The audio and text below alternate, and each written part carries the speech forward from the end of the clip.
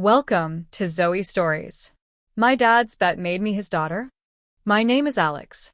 Just Alex. I guess that's already telling, isn't it? Not Alex the jock, or Alex the confident guy in control of his life. Just plain, average Alex, floating through college, unsure of himself, unsure of everything. I was 22, a business major, and a disappointment in the eyes of one particular man. My father. He was a former Marine. Mr. Alpha Male. The kind of guy who'd grunt through breakfast and scoff at anything that didn't bleed masculinity. To him, life was simple. Win or lose. Lead or follow. Man or, well, anything else was failure. I never quite measured up. I hated sports. I hated the gym. I liked quiet afternoons sketching outfits, browsing fashion forums under an anonymous profile, and sneaking into thrift stores to look at dresses I'd never dare buy. Nobody knew. Not even Luna. Especially not Luna. Luna was light. She was the kind of person who lit up any room she entered, even if it was by accident. She was studying psychology, always curious, always observing. Her smile could disarm anyone, and it terrified me. Not because I didn't love it, but because I feared what would happen if she ever saw the real me. To her, I was her sweet, sensitive boyfriend. The quiet one. A break from all the macho boys who chased her in high school. But to me, I was a contradiction. A guy who secretly fantasized about lace and lipstick. Who sometimes stood in front of the mirror, towel wrapped high across his chest, pretending, just for a second, that he was someone else. That someone wasn't weak. That someone looked free. But freedom, in my world, came with a price. It all began one Friday evening at my dad's house. Luna and I were visiting for dinner. She had insisted. We can't avoid him forever, Alex. He's trying. Trying. Right. More like trying my patience. I wore a button-up shirt and khakis, my best attempt at playing the dutiful son. Luna looked amazing, as always. White blouse, a navy skirt, and heels that clicked confidently on the hardwood.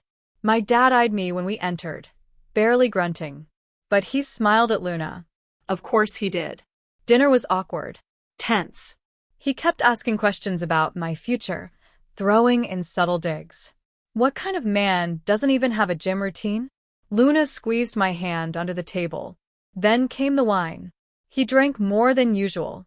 And with each glass, his mouth ran looser. So, Luna, he said, swirling his drink. What would you say if I told you Alex here once cried because a bee landed on his burger? Dad, I muttered, cheeks burning. Oh, come on. Just telling her the truth. Sensitive boy. Not like his old man. He grinned meanly. Luna didn't laugh. She looked at me. Really looked. Something flickered in her eyes. Concern? Pity? Curiosity? I hated it. The conversation veered toward betting. My dad loved wagers. Cards, horses, anything with stakes. That's when it happened. He leaned back, cocky and cruel. You know what, Luna? I bet I could make this boy man up. I just need to give him the right reason. Give him a challenge. I flinched. Dad, stop. But Luna tilted her head, like she was waiting. He smirked. $1,000 says I could break him out of this soft phase. Make him earn something. Make him prove he's not afraid of pressure. What kind of challenge? Luna asked. Her tone was sharp, but unreadable. He chuckled. Doesn't matter. Something embarrassing. Something that'd make a real man push through. If he's got the guts. Something twisted in me. Shame. Anger. And something else. A dangerous curiosity. You're always so sure I'm weak, I said. Maybe I should take your bet. He raised an eyebrow. You serious? Luna looked at me, stunned. Alex, I'm tired of being laughed at, I whispered. What's the bet? He laughed. You really want to know? Fine. 1 week. I pick the challenge. If you back out, you lose.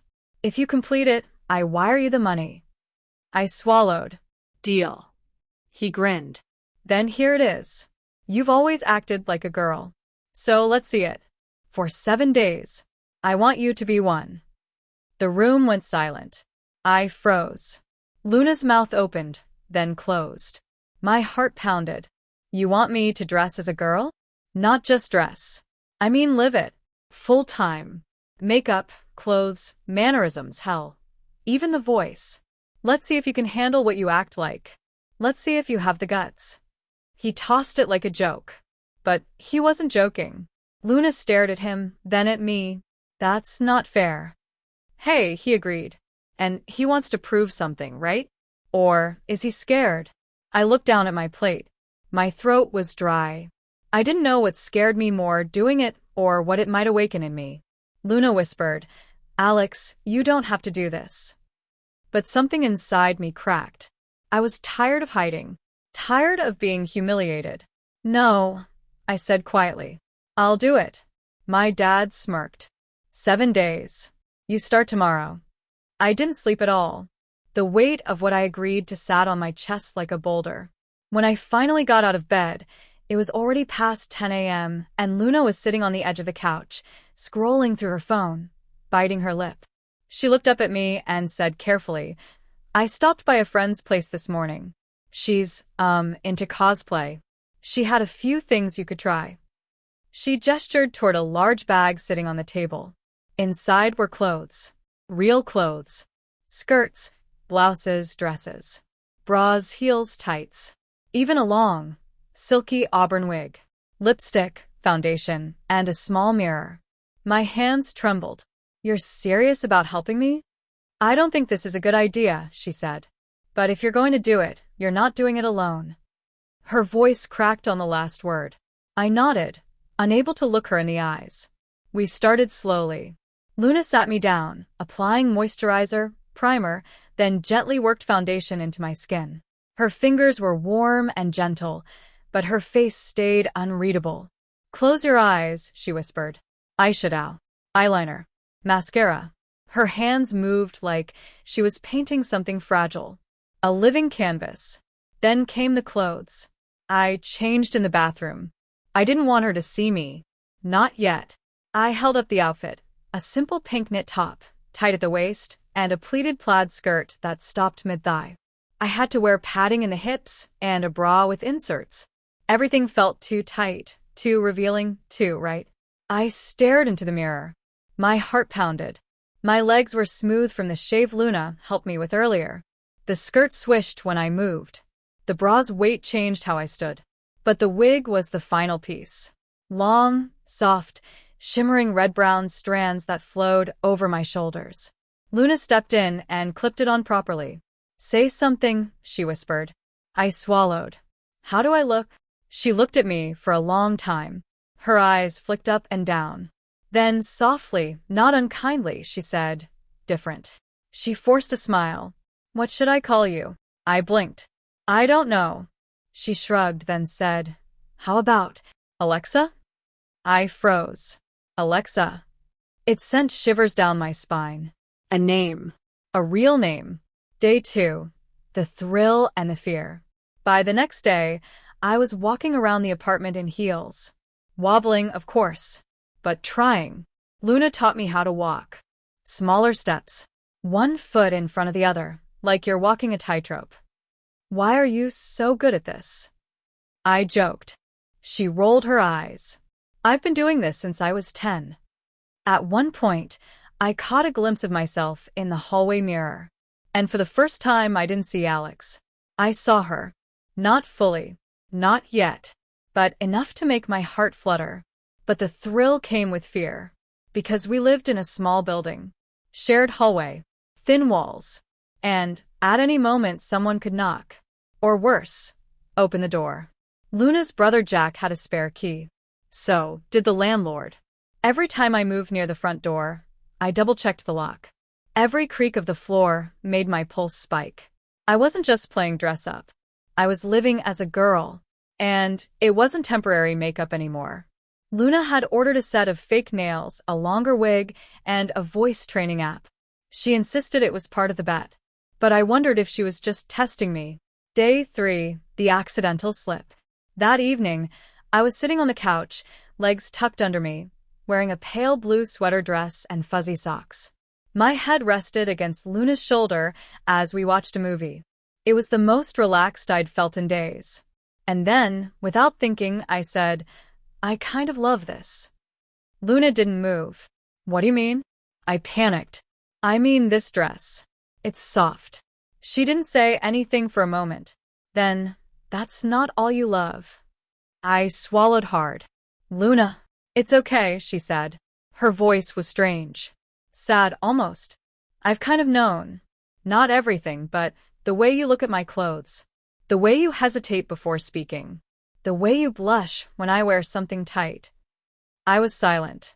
She reached for my hand. You don't have to be ashamed of wanting to feel pretty. And just like that, I cried. Quietly. Desperately. She pulled me into her arms and whispered, It's okay, Alexa. Day 4. The danger of discovery. By the 4th day, I was bold enough to sit on the balcony alone. A hot cup of tea in my hands, legs crossed, wearing Luna's floral maxi dress and a wide sun hat. For a moment, I forgot where I was, until I heard footsteps behind me. I turned just as the neighbor from across the hall, a middle-aged woman named Mrs. Green, stepped out of her apartment and saw me. She smiled, gave a little wave. I panicked, turned, knocked over the teacup. Hot tea spilled on my lap. I yelped, bolted inside, and slammed the door. Luna rushed out of the kitchen. What happened? She saw me. Who? Mrs. Green. She waved. She saw me, Luna. She helped me clean the mess. I was shaking. My mind was racing with possibilities. Would she tell someone? Did she know it was me? Or did she just think I was a girl staying at Luna's place? I couldn't sleep that night. Day 5, emotional collision. We fought. Luna was distant all day. She barely spoke to me during breakfast. I could feel the weight of unsaid things between us. That night, I asked, Are you okay? She turned. Are you? What's that supposed to mean? I don't know who I'm dating anymore. That hit me like a punch. I opened my mouth, but she continued. You're happier like this. I can see it. But I don't know if that means I'm losing you or finally meeting the real you. I said nothing. She stood. Do you want to be Alexa more than Alex? I shook my head. I don't know. That's the problem, she whispered. You never know. She walked into the bedroom and shut the door. I sat there for hours, wiping off my lipstick in silence, alone with my reflection. And all I could think was, maybe I did want to be Alexa more than I realized. Maybe I wasn't pretending anymore. Luna barely looked at me the next morning. I sat across from her at the table, sipping coffee in a silky blouse and leggings. My hair, well, the wig, was braided loosely over my shoulder. I'd gotten good at doing it. Too good. She finally spoke. Have you told your dad yet? I stiffened. No. Why not? You said you'd call him midweek. That was yesterday. I looked down. I can't. Why? She snapped. Because he might see who you're becoming? Her words stung like acid. I stood, my voice trembling.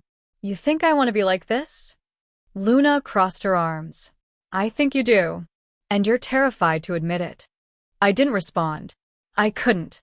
Instead, I turned and locked myself in the bathroom. I stared into the mirror at the girl I'd been dressing as for nearly a week now. The makeup was nearly perfect. The brows shaped. The lashes long. The soft pink lips looked almost natural. I whispered to my reflection, Who are you? And, to my own surprise, the girl in the mirror smiled back. Around noon, there was a knock on the door. We both froze. Another knock, louder. Luna peeked through the peephole. Her eyes went wide. It's your dad. My blood ran cold. What? He's early. He probably flew in to check on you. I panicked. What do I do? Luna pushed me toward the bedroom. Go. Change back, quick. I scrambled, ripping off the wig, smudging off my lipstick with a towel. I was halfway out of the blouse when Luna hissed. Hurry. I changed into jeans and a hoodie, still with some leftover mascara I didn't fully wipe off. The door opened. Alex, my dad's voice boomed. I stepped out of the bedroom, heart pounding. Hey. Dad. He looked me up and down. You look different. Luna jumped in. Just got back from the gym. My dad narrowed his eyes. You okay, son? I nodded too fast. Fine. Just tired. He looked around. This place is cleaner than I expected. I forced a laugh. Did you talk to any girls yet? He asked casually, as if testing me. Luna and I exchanged a glance. I swallowed. Not exactly. He chuckled. Well, you've still got time. But remember the rules, son. No cheating. He walked past me into the kitchen. He was here to check on me, to see if I was playing by his rules. And he had no idea his son was wearing bras and skirts just yesterday. I clenched my fists. He still saw me as his boy. But I was no longer sure I was. The morning came slowly, quietly. I stood on the balcony again. Same spot where Mrs. Green had seen me. This time, I wore a light yellow sundress and soft curls, no hat. Let the wind take me. Inside, Luna was cleaning, avoiding conversation. But then she stopped. She stepped outside. You've changed, she whispered. I turned. I know. You're standing differently, talking softer, smiling more. I nodded. You've stopped pretending. I said nothing. Luna reached for my hand. Is this who you are now? I looked her in the eyes. I don't know who I was before, but this feels like someone I want to be. She took a shaky breath. And what does that mean for us? I hesitated. I love you, Luna. I love you too. But I fell in love with Alex. I'm still me. She looked down. I don't know if I believe that. A long pause. Then she said, You should call your dad. That evening, dressed casually but unmistakably feminine, I sat on the bed and dialed the number. He picked up. Alex. Hey, Dad. Almost day 7. Ready to give me the update? I took a deep breath. I did it. I talked to girls.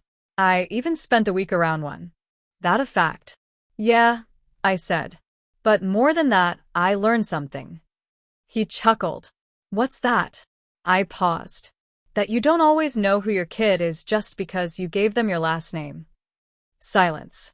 What the hell does that mean? I swallowed hard. It means maybe you should get to know Alexa. Dead silence. Click. He hung up. I sat there, stunned. Luna entered quietly and sat beside me. I didn't even have to explain. She had heard everything. Tears filled her eyes. I'm proud of you. I turned to her. Even if I'm not who you expected? She nodded. Even then. We sat in silence. Then, finally, she said, So, what happens now? I exhaled slowly. I think this is just the beginning. The morning light crept through the blinds, gentle and gold, but I didn't feel calm. I'd barely slept. My dad's abrupt hang-up haunted me. For the first time, I'd stood up to him. Not as his son, but as me. As Alexa. Still, I felt shaken, exposed, like a wound left open. Luna brought me coffee. She didn't say anything, just sat next to me on the couch. Her fingers brushed mine gently. He'll call back, she said quietly. I didn't answer. I wasn't sure I wanted him to. Because what would he say? You're not my son? You're a disgrace? A joke? I wanted to believe he could accept me. But wanting and reality weren't always the same thing. Around 10 a.m., just as I'd finished putting on a fitted peach top and slim jeans, my phone buzzed. It wasn't a call. It was a message. From my dad. Coming over. We need to talk. My blood turned to ice. He's coming, I whispered to Luna. She froze. Now. I nodded. Yeah. Panic kicked in. Do I change back? Go full Alexa? What if he just wants to yell at me? What if he already knows? Luna stepped in front of me. No more hiding. Not from him. Not from yourself. But she held my face. You already told him. You showed him who you are. Don't rip that away now. I nodded shakily. My hands trembled as I slipped on flats and lightly glossed my lips. This was it. The door opened. My dad stepped in. Big. Towering. The kind of man who filled a room with his presence and always expected control. His eyes landed on me, on Alexa, on the curves, the hair, the soft blouse, the faint shimmer on my cheekbones. He blinked. Then, so this is real. I stood up straighter. Yeah. It is. His jaw clenched. You've been doing this all week? No, I said. I've been doing this all my life. I just didn't have the courage to admit it. He crossed his arms. So, what? Are you saying you're not my son? I hesitated. No, I said softly. I'm your daughter. He looked like I'd slapped him. And Luna's okay with this? He asked, bitter. Luna stood beside me. More than okay. His fists clenched. This wasn't the bet. No, I said. But it's the truth. He paced, muttering. This is sick. This is wrong. You're throwing away your whole life because of some girly fantasy. Stop, I shouted. He froze. I was shaking. But I wasn't backing down. I spent so long pretending to be your perfect son. I wore the mask. I tried. But it's never been me. This, what you see now, it's not fantasy. It's the only time I've ever felt alive. Tears blurred my vision. I'm not sick. I'm not broken. I'm me. And I'm not hiding anymore. Silence stretched between us. He looked like he might explode or cry. Finally, he turned and walked to the door. He paused. I need time, he muttered. This isn't what I wanted for you. Then he left. When the door shut, I collapsed onto the couch. Luna wrapped her arms around me, but I could feel her shaking too. Are you okay? I asked. She shook her head. I'm scared, Alexa. I'm scared of what this means for us. I looked at her. You're the only reason I got through this. She bit her lip. I love you, but this changes everything. I don't know if I can be with someone who isn't who I expected. My heart cracked. You said you were proud. I am, she cried. But I'm also confused, okay? I feel like I'm losing the person I fell in love with and gaining someone else. We sat in silence. I need space, she whispered. Just a little. To think. She kissed my cheek, then walked to the bedroom and closed the door. Later that night, I stood in front of the mirror. I looked flawless. A deep red dress hugged my figure. Earrings shimmered in the dim light. My lashes curled like they belonged on a magazine cover. But I felt empty. Suddenly, my fingers gripped the wig and yanked. I stared at the girl in the mirror, now half broken. A mess of makeup, tears, and disheveled hair. Was this all a game? Had I fooled myself? Did my dad hate me now? Did Luna? Did I even belong anywhere anymore? I collapsed to my knees. The wig lay beside me like a crown that had fallen in battle. The next morning was the quietest my apartment had ever felt. Luna had slept in the guest room. I hadn't slept at all. I sat in front of my mirror with a makeup wipe in one hand, staring at the girl I'd spent so long trying to become. Her face looked tired now. Her lips, once proud and painted, were bare. Her eyes hollow. Was I losing everything? Luna. My dad. Myself? I reached for the wig again, but this time, I didn't take it off. Around 2 p.m., there was a knock. I froze. Was it Luna? Had she gone out and forgotten her key? But when I looked through the peephole, my heart nearly stopped. It was my uncle, my dad's younger brother, Marcus. He was the one person in my family I never wanted to find out. He was louder, rougher, the kind who believed in real men, in football and toughing up. The type who once said he'd beat the gay out of any boy who acted funny. I didn't move. Another knock. Hey, Jack. You in there? I stayed silent. Then came the sound of keys jangling. I panicked. Did he have a key? I rushed into the bathroom and locked the door just as the front door creaked open. I'd forgotten. My dad had a spare. And Marcus must have taken it. Jack? Hello. He was inside. Footsteps. Jack. His voice grew sharper. Why's it smell like a Sephora in here? I stayed hidden. The bathroom door was locked. My wig was still on. I looked down. I was in a fitted crop top and shorts. If he saw me like this, he banged on the bathroom door. Open up, kid. Your dad sent me. My stomach dropped. What was this? A punishment? A test? I didn't speak. Then my phone buzzed. A text from Dad. I sent Marcus. Talk to him. Don't hide. Tears pricked my eyes. Why would you do this? But deep down I knew. Dad couldn't deal with this himself. So he sent the family bulldozer. I took a breath. Looked in the mirror one last time. Then I opened the door. Marcus took a step back when he saw me. His eyes scanned me from head to toe. He blinked. What the hell, he muttered. I straightened my back. It's not a joke. I'm not confused. This is me. My name is Alexa. He stared. I'm not doing this to hurt anyone. I'm doing this because I have to.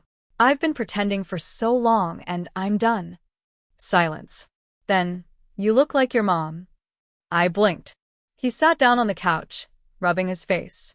I used to tease your dad about how pretty you were as a baby. He hated it. I stood still. This is the lot. But I ain't here to hit you or scream. I don't get it. That's okay, I said. You don't have to. More silence. He finally looked up. You got guts, kid. You scared as hell, but you're still standing there in a skirt. Takes more balls than most. I laughed softly. He nodded. I'll tell your dad you talked. He still doesn't know what to do with this. But I'll tell him you didn't hide. Thank you, I whispered. Then he left. That night, Luna returned to our room. I was lying in bed, still dressed, still unsure what was next. She sat beside me, her fingers twisting the edge of her hoodie. I saw Marcus leave. I nodded. Your dad sent him? Yeah. She took a breath. How'd it go? Surprisingly not violent. She smiled faintly. Listen, Jack, sorry. Alexa. I sat up. I've been thinking a lot. About us. About you. I held my breath. You've changed, she said.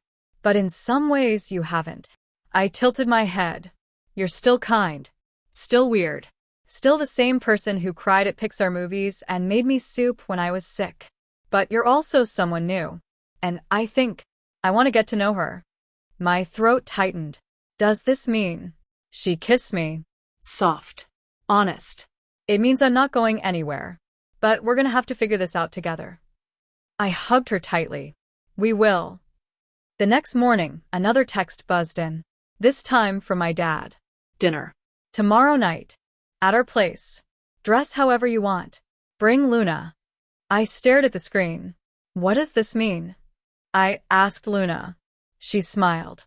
It means he's trying. I swallowed hard. I guess I need a new dress. Later that day, I stood in front of the mirror again. But this time, I held something new. A red satin dress. Elegant, bold, radiant. The first dress I'd ever bought as Alexa. I slipped it on. Fitted perfectly. When I looked up into the mirror, I saw someone who had fought to be seen. Someone who was scared, but finally real. This wasn't Jack in costume. This was Alexa in truth. Luna walked in and gasped. You're glowing. I laughed. I'm terrified.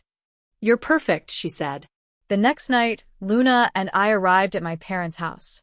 I was in the red dress, heels clicking softly on the driveway. My hand trembled in hers. At the door, I froze. Want me to knock? Luna asked. I nodded. She knocked. Footsteps inside. The door opened. My dad stood there. He looked me up and down. Then slowly he stepped aside. Come in, he said. Dinner's waiting. But his voice held something unreadable. I stepped inside, heart pounding. As I entered the dining room, I stopped cold. Because sitting at the table was my grandfather. A man even more old-fashioned than Marcus. His eyes locked on mine. Then he said one word. Jack. The door swung open slowly. I stood frozen in the hallway, heart pounding like a drum in my ears. My dad looked me up and down. That familiar look I had never seen before, but always feared. Then his gaze moved past me. My grandfather sat rigid at the dinner table, eyes sharp, almost piercing. Jack. Grandpa's voice was low and cold. That single word felt like a verdict. I swallowed hard, feeling the heat of the red dress, and the heels I'd practiced walking in. Dad cleared his throat. "Grandpa, this is Alexa now." Grandpa's eyes narrowed. "Alexa?" His voice was incredulous, like the word was foreign to him.